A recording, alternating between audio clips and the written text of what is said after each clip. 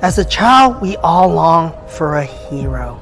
As a society as a whole, we search for that leader that can be our hero. But as we mature and as we grow, it dawned on us that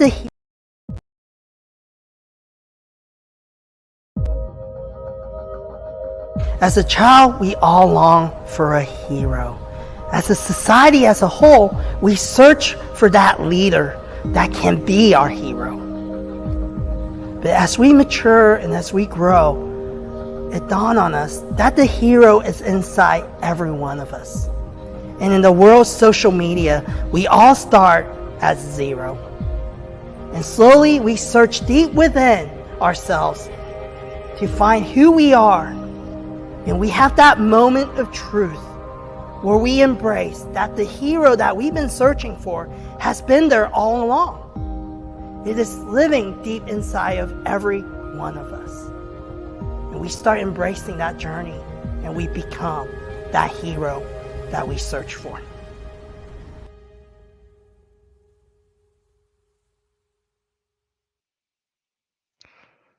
Good morning, everybody, and welcome to episode 88 of Zero to Hero, presented by J29 Creative Group. I've got another philanthropic soul that's coming at you today. He is a servant of the people. He's extended that past his career that he started into a nonprofit called SWEL Incorporated. His name is Rob Sanderson. He's the owner and director. So let's go ahead and bring him in. Rob, how are you this morning? Good, Gino. Thanks for having me. It's kind of funny. 88 was actually my first badge number. You're kidding. It's serendipitous. I mean, it's almost like we planned this thing out. I don't know how we keep getting so lucky with this stuff, Good but timing. that is awesome, man, for sure. So yeah, I mean, to get right into it, so obviously you were a former police officer, right? That kind of transferred into this philanthropic role. So kind of explain to everybody what SWEL is and then kind of how that transfer happened. Yeah, SWEL's a nonprofit based actually in the Midwest, and our goal and our mission is to decompress, reinvigorate, and keep our good ones good. And so what we do is we take veterans, first responders out on guided surf missions to Huntington Beach, California, for an opportunity to get in the water, experience something new, learn a new skill. And what we found is, through our surveys is that we're really helping folks treat symptoms of PTSD, decrease anxiety, and the most important thing is to increase their self-efficacy or their ability to accomplish further goals. Yeah. That's incredible. That's incredible. And that's a great spot to do it. I, former Long Beach resident myself, I was stationed out there at Camp Pendleton and lived in Long Beach for quite a while. So it's a beautiful spot to be able to go visit, right? And recharge and kind of get reinvigorated for sure. So how did you come up with the idea? So obviously you were a first responder at one point. Tell us the story. Did you retired and figured out, what am I going to do next or what happened? Yeah, so I actually started this while I was still active. I was a police officer for almost 18 years. And, I started my career on the coast, came up to Kansas City after Hurricane Katrina. And I just found myself constantly making trips out to go surf with my buddies wherever they may have been stationed, a lot of friends in the military. And I didn't really recognize it in myself because I'm not extremely bright. But as I would come back, I'd just feel better. And then I started taking other cops, firefighters, veterans with me and teaching them as well, just onesies, twosies. And then I could see kind of a physical change in them. They were just different. And that kind of sparked the idea. And we founded in 2020, we've been rolling ever since.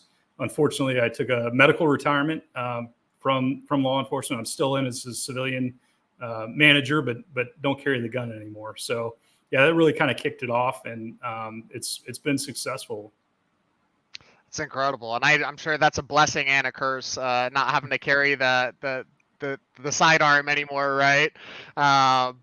Being that we both obviously had to do it, we know what that's like. We're kind of talking about that before the show as well, of those stressors that go along with that, right? So I think it is such an important outlet, right, to have these kind of organizations. I think in these communities, the veterans and the first responders, mental health is quite often the last thing that we're thinking about, the last thing on our mind, often until we get out, if that even becomes a priority ever, right? I think some adjust. more better than others do. We'll put it that way, right? Yeah, So yeah, and I think we're doing a little bit better job of taking care of those who are in crisis. But yeah, our goal really is to get them before they're in crisis, and maybe if we can find a positive outlet, whether that's surfing or golfing or something, and get them to focus on that, and then turn inwardly and look at self care as well. So we do a number of things in our programming to give them some tools to come back, because obviously the guys from Kansas City and gals from Kansas City aren't going to go out and surf every weekend. But at least shed some light on what decompression looks like, and then what are some things you can do when you get home to improve your quality of life and be a better person and a better cop or firefighter or military service member for your community. Keep the good ones good, and that's good for everybody. absolutely. You absolutely nailed that. Well, let's get into it here, Rob. So I'm going to ask you to put SWEL aside. Okay, I'm going to ask you to put your time in the police aside to an extent. Okay, I know that's part of who you are, but in a couple sentences, who is Rob Sanderson? Give us your elevator pitch. I would say selfless would be a good word to describe myself. Having a mission and focusing on that, and then trying to maintain a degree of humbleness. I'm also pretty tenacious. I know you said leave SWEL aside, but I did start a surfing organization in Kansas City. Yeah. So focus driven for sure. And goal setting is a big thing for me, just intermediate and long term.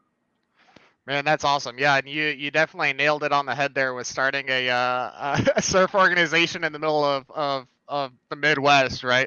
We actually had the founder of Shark Off. I don't know if you've heard of that. That could be another partnership that makes sense for you guys. But it was Shay Geis. She started Shark Off in the middle of Mission, Kansas, which is actually a device that you wear that repels sharks safely, right, without hurting the shark, without hurting you, which is really cool. We actually have a couple of our surf coaches and board members that wear those. Yeah, I didn't realize that was Mission, Kansas. Yeah.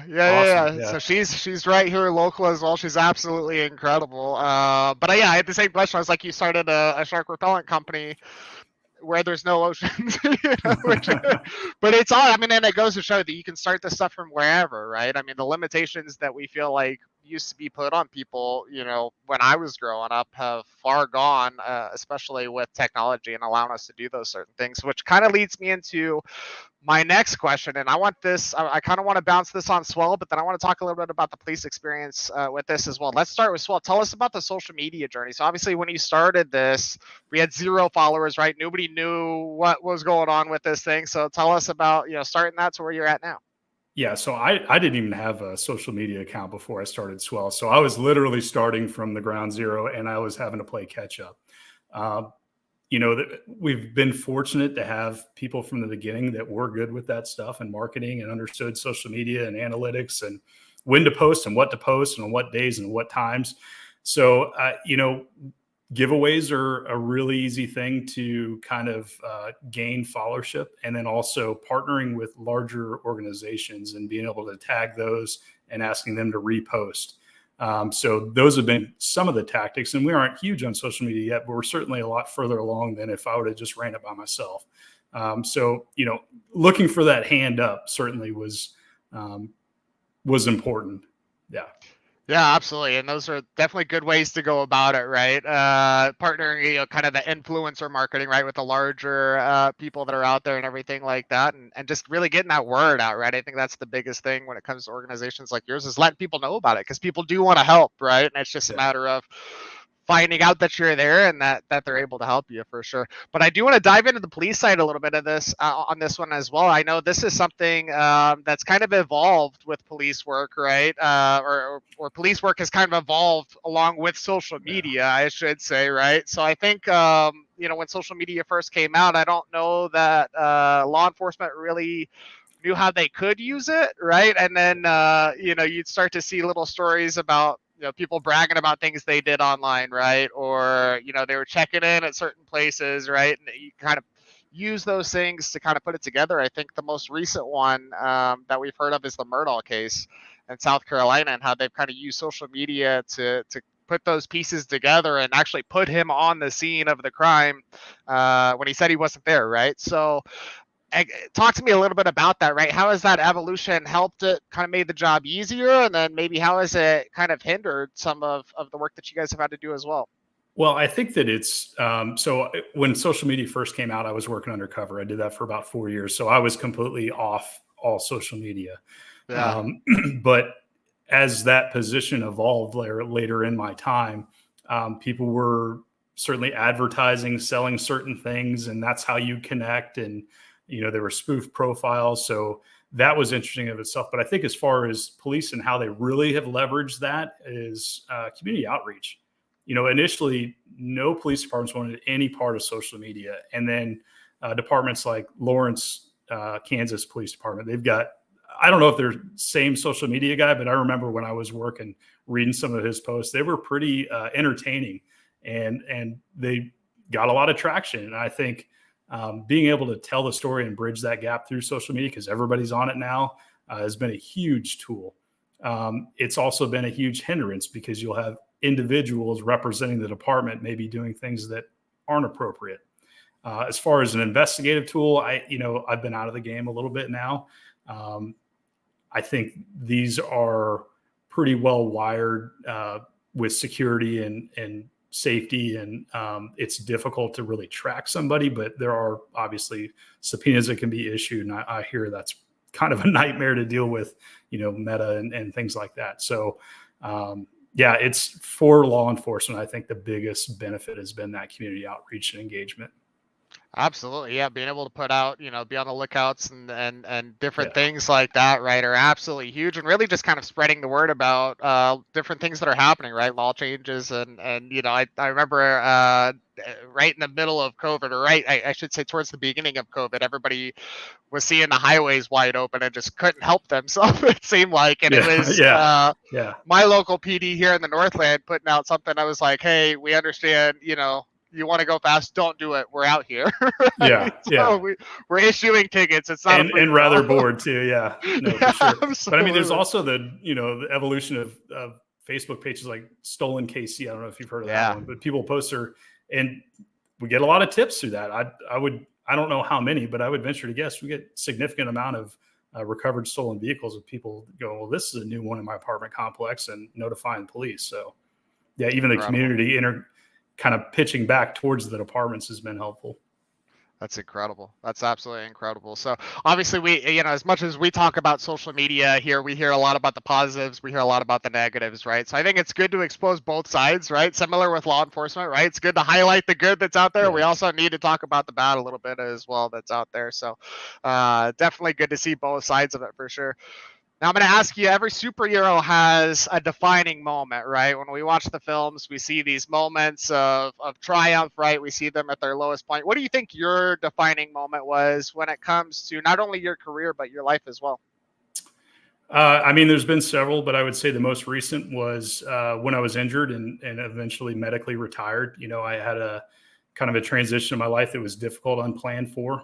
And I had a couple of different choices there. I could wallow in pity and take my retirement, just crawl into a hole, or I could figure out a way to continue to serve and reinvent myself. And, I had the benefit of some pretty good network, and I was able to get a position with the local department, doing things that I knew and then learning new things, and then furthering SWEL also, so that I could continue to serve.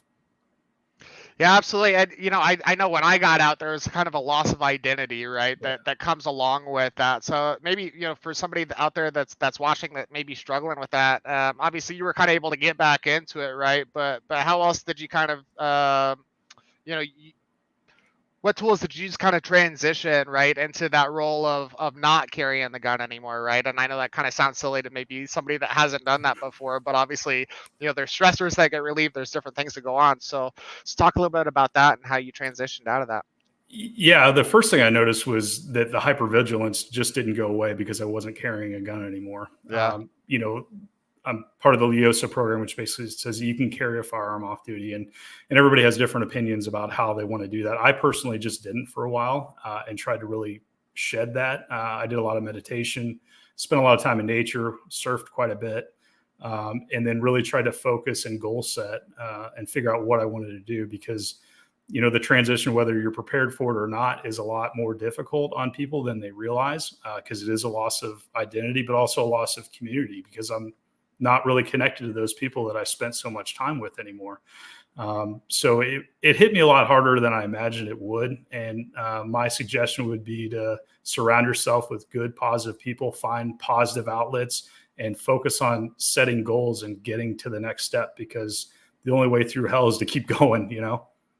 Absolutely. I 100% agree with everything that you said. And I think the big one that your organization is about, right? And you kind of brought up a couple times, is changing that physiology, right? I think a lot of times, when we sit around and we've got these thoughts, they get multiplied, they get amplified, right? But if you can get yourself moving, nobody's ever been upset surfing, right? Nobody's ever been depressed playing volleyball, right? Or getting out there and going on a hike and spending some time in nature, right? Get off the couch, get out from in front of the TV, get off of social media, okay?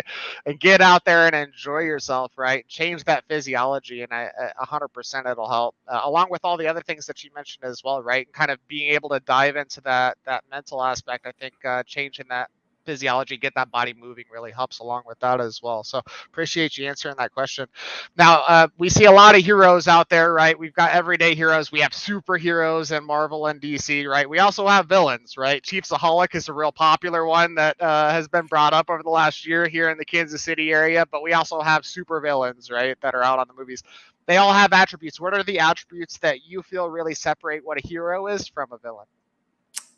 I think low ego is one. Ego is the enemy for sure. And service to others, and keeping that in mind with everything that you pursue.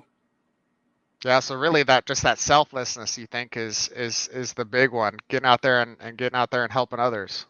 Yeah, I find that when other NGOs, nonprofits, or just generally leaders fail, it's generally because of the ego and losing sight of the goal and the mission. And that's a shame, because then it doesn't become about what made you successful. It becomes about you. So I think looking outwardly rather than inwardly for success and confirmation is key.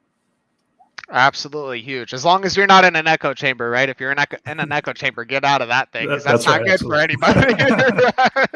You're only hearing your opinion if you're in one of those. Exactly. Sure. Yeah. I'm going to put you on the spot here, Rob. I know you're not going to want to do this, but if you had to pick any superhero that relates best to Rob Sanderson, who would that be? And tell me a couple reasons why. Yeah, I'm going to have to go Batman. Okay. One, I like the outfit, but yeah, here's the cool thing about Batman is he does get beat up. He does take lumps, but in the end, what makes Batman great is not Batman. It's the people that surround him. And what I've tried to do is surround myself with people that are a lot more intelligent than I am, that have far different skill sets than I do, and have kind of build my wealth, but not wealth as in money, but wealth and network. So if you think about Batman, he's got drawing a blank here. He's got his butler. What's his name? Alfred. Help me out. He's got Alfred. Alfred takes care of him, looks out for him, calls him on his stuff. And then he's got his gadget guy. What's his gadget guy's name? Oh, you got me on that one. Okay. All right. So and he's Morgan making Freeman, all the, I know that. It is Morgan Freeman. Yeah. And he's making all the cool stuff for Batman to go out and do. So, he would be the one that I would pick, because he doesn't really have special powers aside from his wealth. And I attribute that to wealth and network.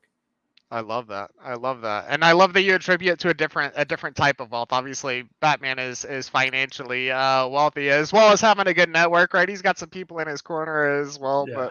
But no, I love that, man. I think you're 100% right. You can be wealthy and not rich, for sure.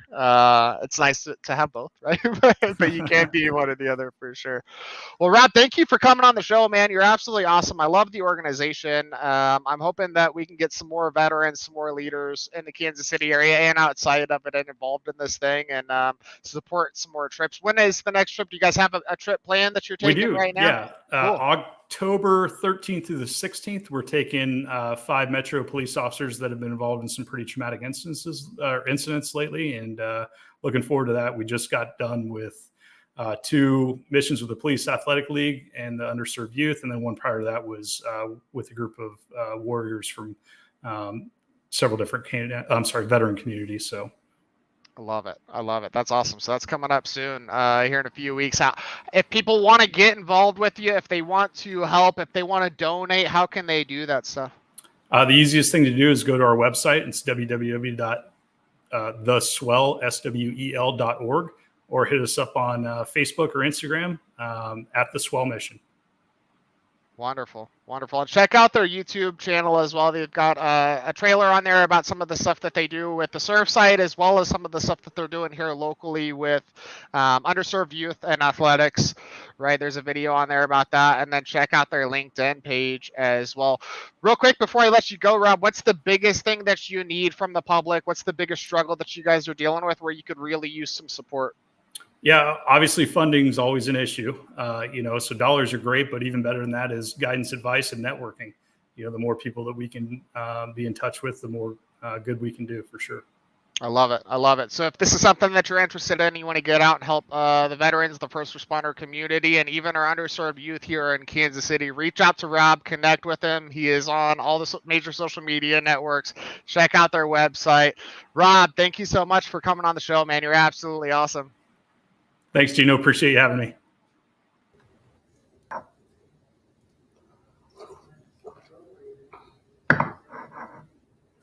Hey, are we still live? Hey, guys, we're still live. Hey, guys, this is Kevin Kwok, founder of J29 Creative Group. So who are we? We're a marketing agency here in Kansas City. We're all about a holistic approach to marketing that builds your brand and nurtures online community. But to be honest with you, you guys don't care.